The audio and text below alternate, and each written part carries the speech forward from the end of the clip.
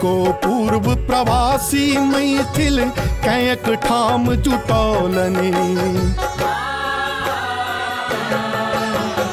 अपन माटी पानिक दरेग दिल्ली में संघ बनौलनि। मिथिला रत्न भोगेंद्र प्रयासे, मिथिला रत्न भोगेंद्र प्रयासे मैथिल भेला संग।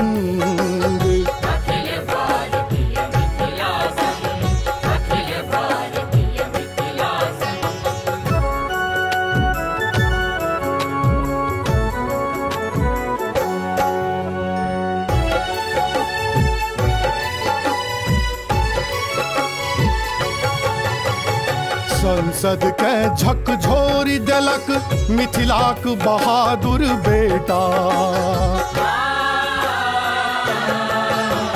मिथिला मैथिल मैथिलीक आवाज उठौलनि नेता।